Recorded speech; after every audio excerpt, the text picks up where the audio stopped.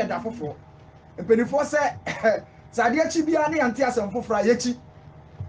nti ɛno nso so onyame nam ne tumi so na ɔsadeɛ abɛdua ha yi yɛsan de asɛm foforɔ na ɛbrɛ mo koraa na nnɛ adeɛ a me ne woba bɛkyɛ adesua a yɛbɛsua ɛne yɛ nneɛma mmienu a okristoni biara wɔn nsa bɛtumi aka no tumi biara no ɛbɛtumi asi wo heaven kwan na menim ade kodeɛ ɛbɛtumi asi wo heaven kwan even yesu kra nsi wo heaven kwan na nyankopɔn ɛntumi nsi wo heaven kwan sɛ saa nneɛma no mmienu nsa ka heaven deɛ ɛyɛ den a wobɛtumi akɔ wo sɛ nipa na wobɛtumi de wo nsa si wo bo sɛ me heaven hɔ bɛkɔ bi na bɔ sɛ saa nneɛma no mmienu nsa ntumi anka deɛ a brada ɛden papapapapapapapa sɛ heaven hɔ bɛtumi akɔ bi na yɛdeɛ ba deɛ a nneɛma mmienu no nyinaa no deɛ di kan ɛyɛ faith gyidie a wobɛnya wɔ yesu kristo mu deɛ ɛtɔ so mmienu ɛyɛ obedient sɛti a wobɛyɛ eti obedience of faith ɛna nɛ me ne woba bɛtwe ho asɛm yɛbɛka ho asɛm na aboa saa nneɛma mmienu ɛna yɛbɛsua ho adeɛ na aboa yɛ na sɛ wo nsa tumi ka a onyame ba ɛbɛboa ma heaven wo nsa bɛka na tumi biara ni wɔ obiara ni wɔbɛtumi asi wo heaven kwan bo nsa wo kura soro ɔntumi da sɛ wo metumi ma nkɔ heaven ɔntumi na yesu ntumi ɛnsi wo heaven kwan na nyankopɔn so ntumi nsi wo heaven kwan eti ɛyɛ safo a ɛno na sɛ wo nsa ka a ɛbɛ wodi kɔ bie heaven gate no atumi biara ni wɔ ɔbɛtumi asi wo kwan na yɛhwɛ gyidie ɛne sɛtie onipa bi abɛtena asase so a wɔyɛ bi a ɛnɛ wada a ebie kwan ma nakɔ heaven anaasɛ sɛ yɛtie ne yie paa onyame akɔ a ne yɛfrɛ no abraham yɛka gyidie ho asɛm bi a woyi abraham fi mu anyɛ yie abraham wɔ ne papa fie ɛwɔ ɔbosonsom mu mmara bɛn na onyankopɔn de maa no ɛberɛ a yesu nyankopɔn frɛ no no asɛm bɛn na onyame ka kyerɛ abraham genesis chapter 21 verse 1 Genesis chapter 21. Asɛm bɛn ana onyame ɛka kyerɛ Abraham ɛberɛ a ɔne n'abusua ɛwɔ abosonsom mu no Genesis chapter 12 verse 1 kan tie pa na Awurade ka kyerɛ Abraham sɛ na Awurade ka kyerɛ Abraham sɛ obi firi asase ne wabusua mu Abraham firi asase so ne wabusua mu ɛne wagya fie kɔ asase a mekyerɛ no so na kɔ asase a mekyerɛ wo no so mɛyɛ ɔman kɛseɛ na mɛyɛ wo ɔman kɛseɛ na mɛhyira wo na mɛhyira wo na mama wo din so eti verse 1 wawie verse 1 no asɛm onyame ka kyerɛ Abraham ne sɛ Abraham firi wo fie ɛfiri na firi wabusua fie na kɔ asase a me nyankopɔn mekyerɛ wo no so na mɛyɛ ɔman kɛseɛ na mɛyɛ wo ɔman kɛseɛ asɛm onyame ka kyerɛ Abraham no na Abraham nim baabi a ɔbɛkɔ Abraham nim deɛ ɔbɛyɛ but Abraham nyame ka saa asɛm no kyerɛ Abraham sɛ Abraham firi wo fie no so Abraham ɔkɔɔyɛ anaa wankɔ ɔyɛ sɛtie anaa wanyɛ sɛtie Genesis chapter 12 verse 4 12 verse 4 na Abraham kɔe na ɛbra onyame ka kyerɛ Abraham sɛ firi wo fie no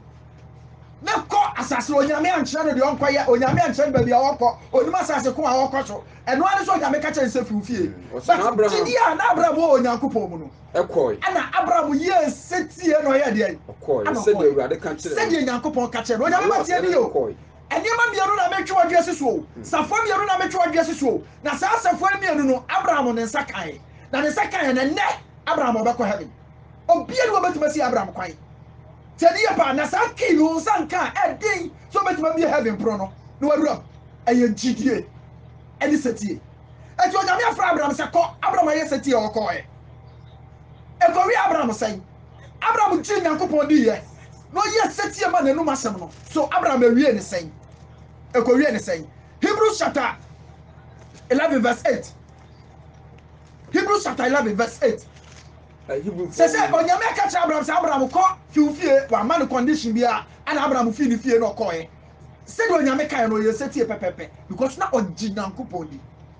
Abraham kɔɛ ne kɔwie ne sɛn wɔsi na gyidie na ɔfrɛ Abraham no sɛ de yɛ gyidie na Onyankopɔn frɛ Abraham no tie firi kɔ baabi a daakye obɛnya wɔ sɛ Abraham di tie efiri kɔ baabi a daakye obɛnya ne sɛ deɛ agyapadeɛ na ofiri adi na Abraham firi adi ana onim baabi a ɔkɔ Abraham nim baabi a na ɔkɔ gyidie na ɔde kɔyɛ hɔhoɔ ɛwɔ bɔhyɛ asase no gyidie na Abraham de kɔyɛ hɔhoɔ ɛwɔ bɔhyɛ asase no so tie ne yɛ o ɛne ananafoɔ deɛ ɛne ananafoɔ deɛ no so eti Abraham anabɔ Abraham tu yɛ no ɛyɛ faith gyidie na onya wɔ Nyankopɔn mu ana onyame ka kyerɛ ne sɛ Abraham fu fie ana ɔyɛ sɛtie ma Nyankopɔn eti Abraham na wɔyɛ kɛse a ɛna obi ewu a ɔpɛ sɛ ɔkɔhyɛ Abraham kukum no ɛyɛ nneɛma mmienu na Abraham nyaayɛ o ɛyɛ gyidie ɛne sɛtie a ɔyɛ ma Nyankopɔn num asɛm ana Abraham bɛyɛ Nyankopɔn adamfo ɛnɛ Otini ni bia wu a okosha Abraham kukum. Eti se o pa Abraham kukum akwa, o mo be kwa Abraham kukum ye o mo a, o menya kwa heaven o. Eti se o pa Abraham kukum akwa na brother, kia Abraham kuta ye no, safo Abraham nya ye no. Se wanya bia, ebe ne watima bia pro no. Ebi Abraham kukum akwa tram, na watima akwa heaven amana ye. Eti Abraham jidi onya onyankopon mu, eni setie, o se na oni ba bia okọ, but odi jidi na etu anamon. Ano ye setie ma nyankopon no asem. Oyame ba nyame ayeso no ye nim no. But jidi a ode ba jidi nyankopon di no. Na nanu masem obeka ode ba ye adwuma no. Eno na ebie kwan ma na onsa tumi aka heaven. Se wo pusa ne ma bia nu a, brother, ma me papa brantie, ababa wa eldin papa. Ebe ye dia ma. Se wo betumi anya kwan ya de awura heaven ho. Ede bia na Awurade e ka kire Abraham. Abraham nyame ka je se firifie no koy no ye setie no koy no. Onyame ka bibi sa kire ne biem. Ye ready onyame sa ka kire Abraham. Genesis chapter 22 verse 2. Genesis chapter 22 verse 2. Edi asem no nyame sa ka kire Abraham. 22 verse 2. Verse 2. Wose no kan se. Na Awurade kan se. Fa wo ba. Abraham afede. Se wo ye setie ama me na wo koy a. De to so me anu a me be hwe wa hwe ne se Abraham fa wo ba. Oba kro a wo do no no. Oba kro pa wo do no no. Isaac. Ane ko mori asase. Ane ko mori asase no so. E fa no ko bo hwa for de o homa me. E wo me po no ba ko. E wo me po ne ba ko a me nyame me kire no so. Na Abraham sorry ano patutu. Abraham sorry ano patutu. Na o hyehyɛ na verse 2 wawie. Onyame ba tie ne yo. Eti onyame fra Abraham se fi ofiri ko ya chi no. Di onyame se ka kire Abraham ne se Abraham so wa fi akwa o ye seti edikan wajiba di eti so ojimi di a Abraham fa oba ba ko pe Isaac fa ne ko ba afore ma me ba kura wo do no oba kura wo do no fa ne ko ba afore ma me onyame ba se onyi nyame ni a se onyi nyame ni a ade onyankopon kai ka onye o yes anka onye da but command na bo nyame aka cha Abraham fa oba Isaac fa ne ko ba afore ma me ye so Abraham no ogidi onyankopon mu na Abraham o ye seti ana so wanya seti abasa asemi Genesis chapter 22 verse 16 akosi 19 tie ne pa 22:16 no se Awurade sie nie se de Awurade sie nie esan so ayo sa asemi nti Abraham ampani ampa Abraham de ne ba Isaac ko ba afode se de onyankopon kae ana onyame fra Abraham no kae se Abraham ana se waya sa de wenti na wan kame obakro nti na wan kame mo obakro nti na kame hontam se me nyankopon ma kame hontam se sra na mehira wo Abraham sra na mehira wo na do na mema wasefo adore na Abraham mema wasefo ado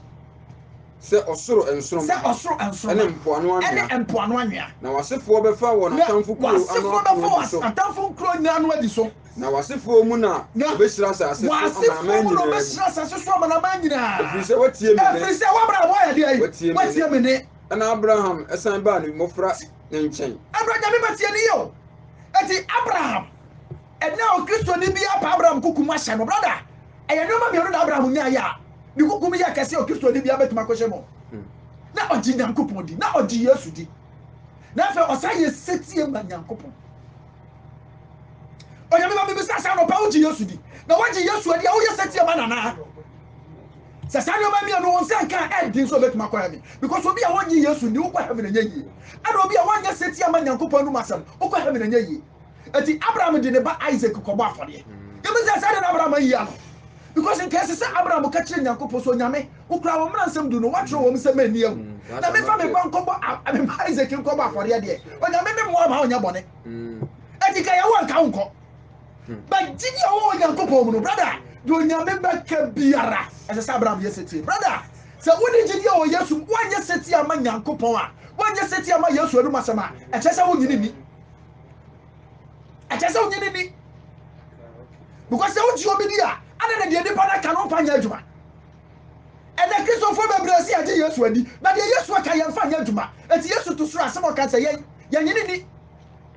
oye me ba ye nyini ni ti no si bebre na wafre na so kakra bi no beyiwo eti Abraham ye setie ma nyankopon because onyankopon shira no seti oye ero nyam shira no onyame ba se open srafi nyankopon chan a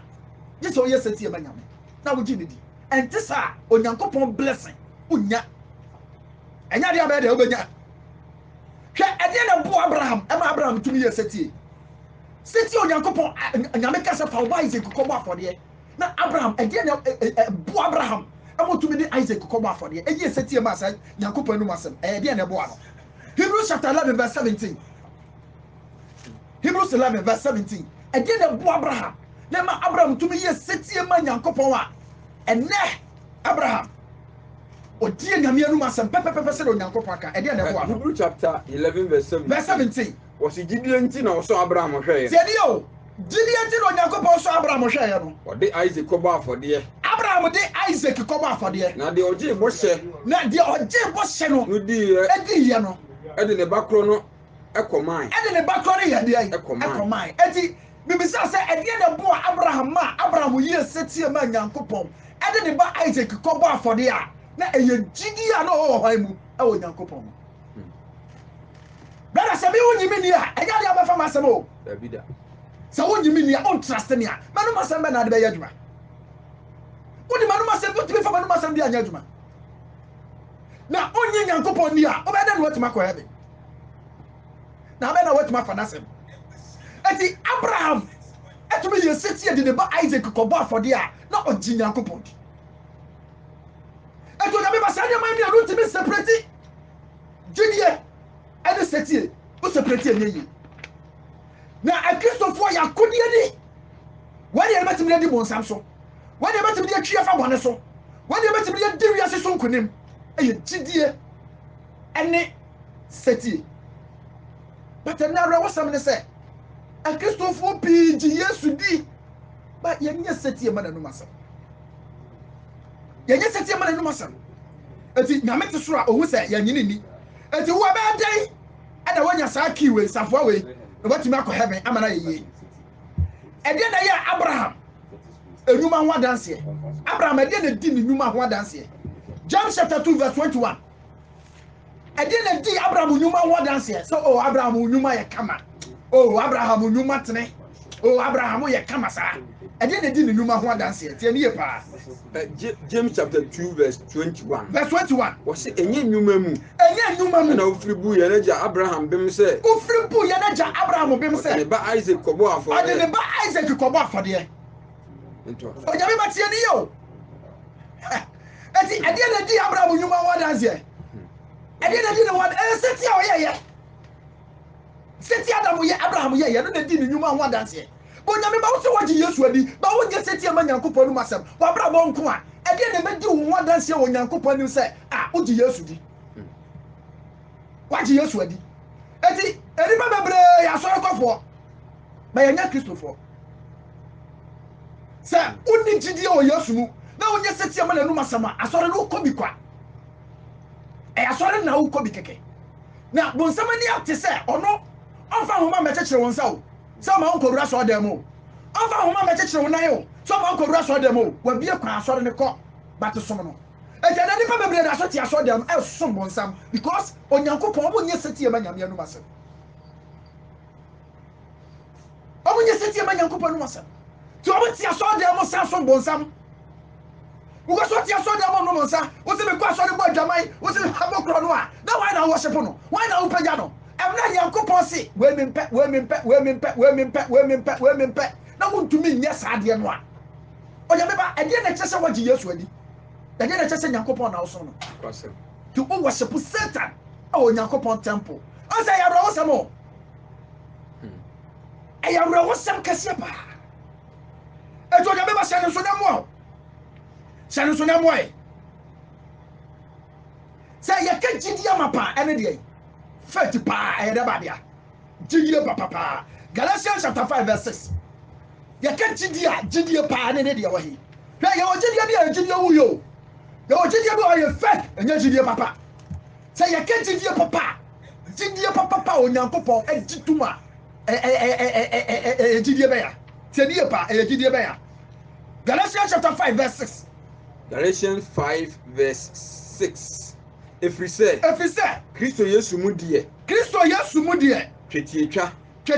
anamomroto ye nya tell you anamomroto ye enye hwe nemom Gidie a enam odo so eye adwuma nemom Gidie a enam odo so ye de eye adwuma eti onyankopon nim ye ka faith original faith Gidie papa eye gidi a enam odo so ye de eye adwuma onye be betie ni yo enti sa wo so wagi ye enti Yesu twasam ni tiawa sa wo do me a di ma hye de ya sa wo do me di ma hye de so sa Yesu asam o kan na mu du papa nzo etia onye be betie ye ka genuine faith eye gidi a enam odo so eye adwuma gidi anwuma nim no eye gidi awu ye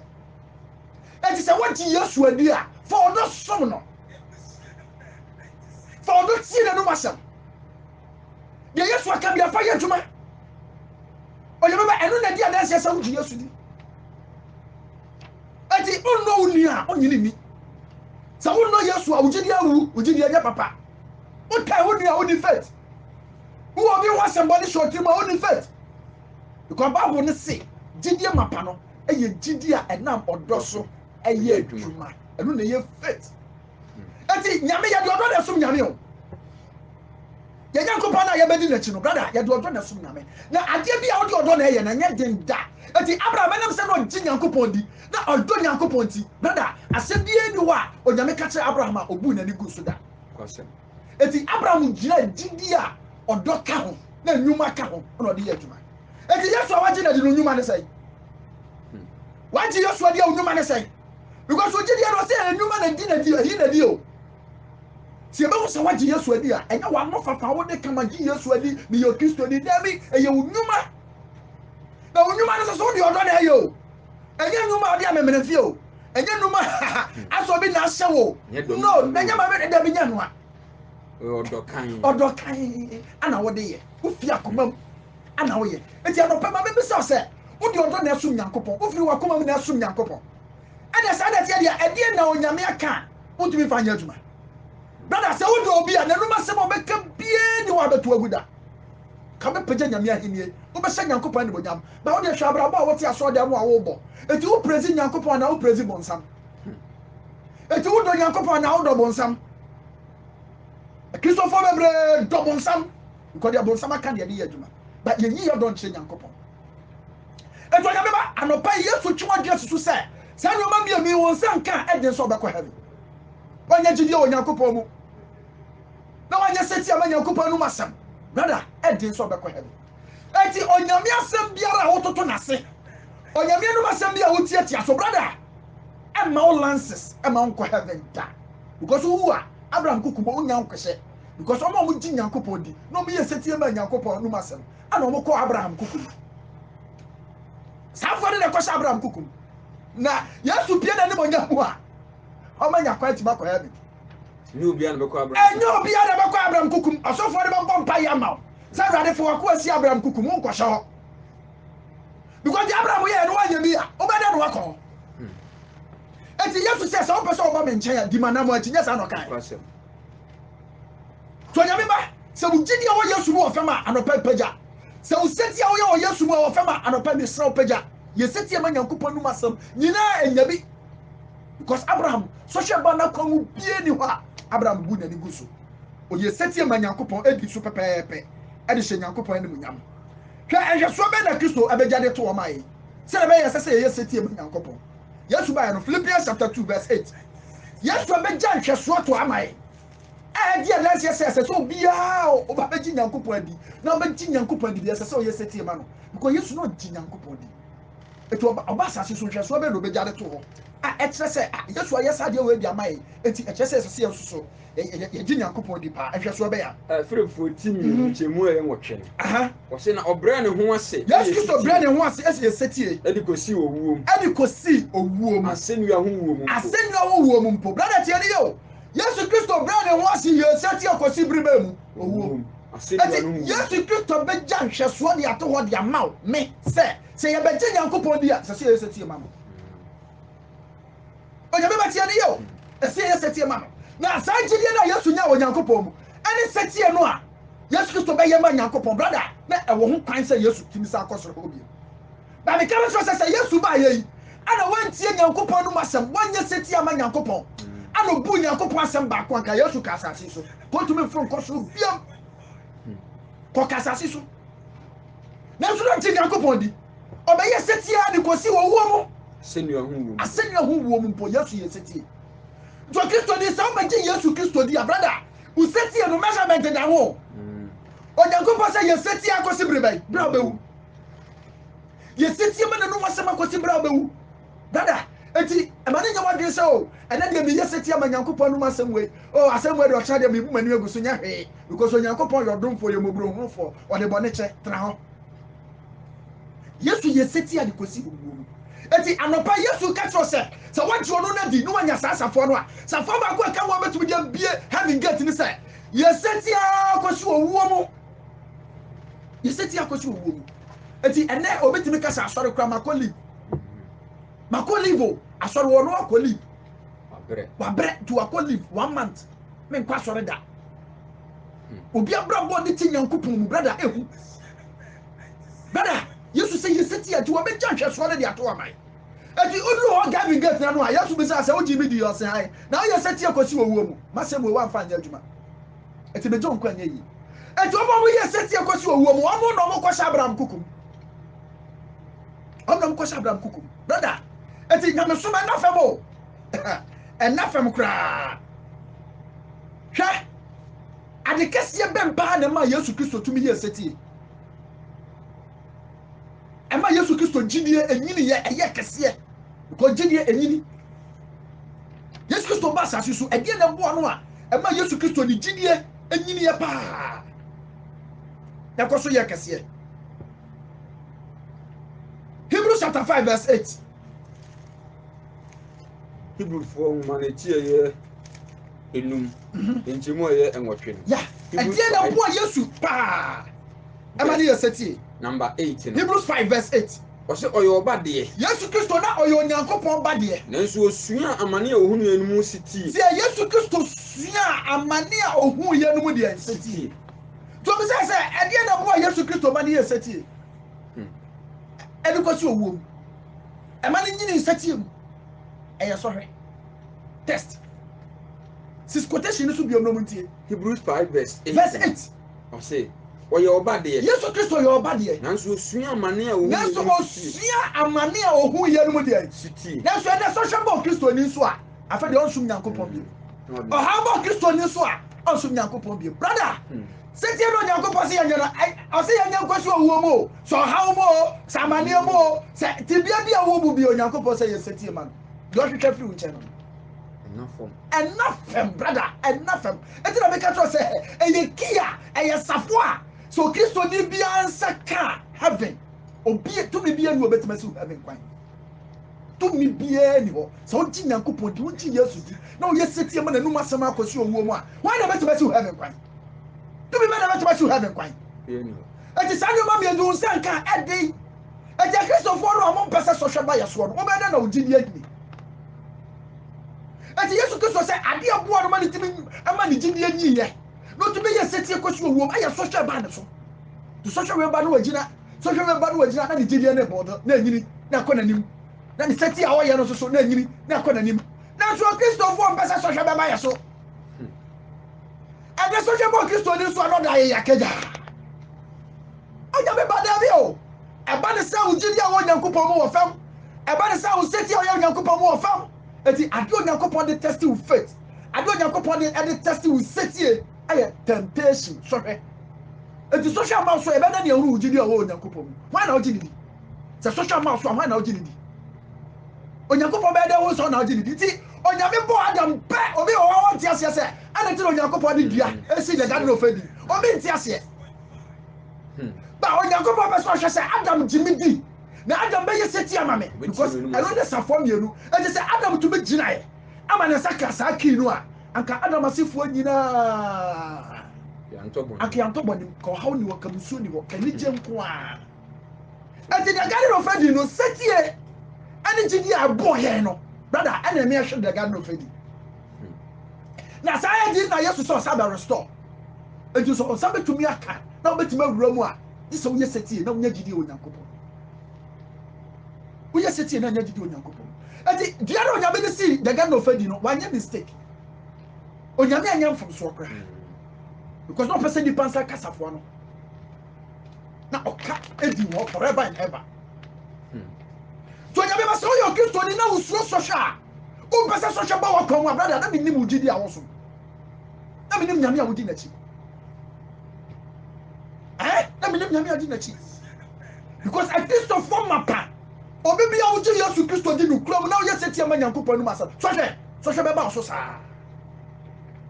ba o sosha ni mu no ena me yehu ugidi o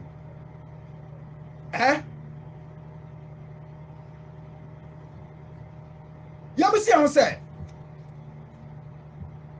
edi ade kese be mu ana Yesu edisu aseti wa me ahunu hwanum na Kristo aye won kwagye farabai ato tiadio ya won krofo bi o ha Yesu Kristo aye won kwagye farabai ato sasa krofo we die o ye den ya o benya nkwa o ya me ba tiadio ya kase aye bibi farabai a kese ade ne de ya ya to entumi nsesa obia de wo betumi asesa no ati enipa ben na ti asase wo so a Onyankopon aye omon kwagye farabai de ato se mo de mo ye den ya mo benya nkwa mo ye den mo benya nkwa Hebrews chapter 5 verse 9 Hebrews 5 verse 9 verse number 9 verse 9 na onye di mu no na Yesu Kristo onye di mu no oye wona otie nu nyina da nkwagye farabai oye wona wotie no anyina da nkwagye farabai oye be batie yo ati omo Yesu Kristo ayo omo nkwagye farabai to se santo for de oye de omo benya nkwa ayo omo ye de omo ye setie mu yes because Yesu said that hawada Yesu said sorry wa sorry Yesu said ben kwa hawa nko Yesu said ben ye we wa nya e de na tse onyo nkwa ebede no onyo nkwa eti omo Yesu Kristo ayo omo nkwagye farabai to se santo for we de oye de omo benya nkwa ayo omo ye setie se no onye di mu no na Yesu Kristo nya be wu asase so na wo di mu no ye wona otie nu nyina oye wo tie nu nyina da nkwa de farabai eti da nkwa ho asem ne ye ka ho asem no ese se santo for oye de da nkwa ombenya santo for ye de on be kwa heaven obi atumi su omokwa yetu na yo omokwa je farabai de to eto ya be ba se ozaka sa kiwe ya ozaka sa safo we ya brother better na on kwa heaven e dey never to su heaven kwa because Yesu say wa yo on kwa je farabai ato wa yo on kwa je farabai ato Yesu say wa yo on kwa je farabai ato hwe sai no Nyankopon si fa busetie pa 1 Samuel chapter 15 verse 22. Say no Nyankopon si fa value seti a eno nti.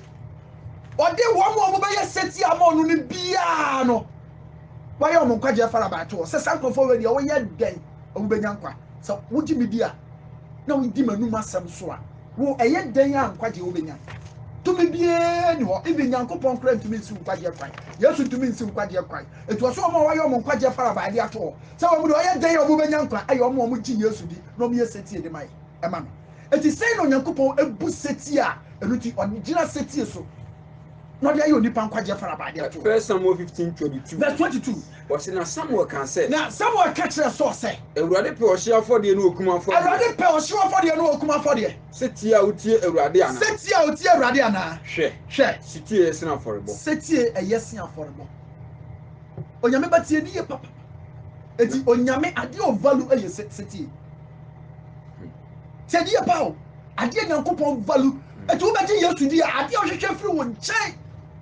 eye seti eti se adu ko no nsuo mu a so wo odi mu ntama woka me bu wi ase me fa Yesu me kra na maje nkwa ene de ono nkwa na me ne be nante anya sa na wo hye bo no wa se bo hye no ni so obra wo firi aso bo mu ba ya wo gira nsuo mu a wo se Yesu bo se o dan wo chi ma wi ase Yesu nkwa na de ne be nante wo se sa bo hye no ni so refi so no kwa na obetie no brother won say na wo ko jabo nsama fa kutia Yesu but what you saw them oto joma kese wo bompa ya kese entade kese na wo hye wo na di kwa adim osofo na preach pa but setia wo nyem Nyankopon no masa brother ukọ heaven nye ye da ukọ heaven nye ye da nto Nyankopon say setia yesi aforebo ejo bi ba afore ba won kọ heaven Ababa for you sika beti to besi ga ma sore wo be ye nioma kese enhira no benya ba heaven ya wonya de onko because amu benya dan kwa no Yesu Kristo say wo mo tie no no anu ayo mo nkwaje fara ba yes anu ayo mo nkwaje ti setie eye sin afore I don't just have for the so yes, you're getting this radio. So by over your sweaty and Yanko no Masano. And yes, since I do dance radio baba for the Amanyame. Well, that time no move values at the end. And you're no brother. When Yanko Cassach, when you make a such me. Say, I bet you to dear. I say, yes, sit here, man, and no master. Now, no one bet imagine from me again. But the master, on your baby, only baby, I want to see Yanko no master. Say, yes, to baby, you say. 2 Thessalonians chapter 1 verse 7 and 8. 2 Thessalonians chapter 1 verse 7 and 8. Obi biara wantie Nyankopon no masem. Wanye Yesu ani na wanye seti aba Nyankopon no masem no. Say Yesu ba te bia ba na obeku. Thessalonica fo mu edi kan. Aha. Eti eye etosu mienu ti baako. Echemu enso ene nwotwe. Na wamamu a ohiahia mo ho no. Say dio Yesu ba oso be ma wo mo hiahia mo ho no. Ene ye ahome. Ene a Christopher mu ye setie no ombe home. Eda obeyi Awurade Yesu edi afi osoro. Eda ye beyi Yesu Kristo edi afi osoro. Ene tumi abofo no. Ene Yesu Kristo ni tumi abofo no ombe sane aba no. Ojaframa mu. A odi ojaframa da beba no. Na wato na onimu Nyankopon no. Say dio obeto won wo nim Nyankopon no. Na wantie na Awurade Yesu asempa no. Ye na Awurade Yesu Kristo asempa no de every. Eti wanye setie no wanye Yesu edi brother beda no obekwa ebe. Eti wuje Yesu di no wanye setie a won heaven no. Ya beba. Kinu ukra ba ko a entumi mie, jese mienu. Because apro na ya mienu. Ya wa konkro bia na ya wa konkro bia. Eti wunya ki bia konkro bia na. Konkro bia wa mia onko. Na se chembe ho. Safari ya mienu, eye gidi abenya. Ene seti abema Nyankopon no masem. Eti ate Yesu Kristo pie na nim onyamu a, brother. Wo nim Nyankopon. Na so omantie Yesu Kristo asempa no be to mu nyina are. Tu be na no akwa heaven. E wo bra wanje seti. Anopa Nyankopon hira wate. Anopa onyame onka ho wate. Anopa Nyankopon mu na ye seti ama Nyankopon no masem. Na nya gidi o Yesu mu. Na nya safo no wati makwa heaven. Yesu hira e. Na dumti. Amen. Amen.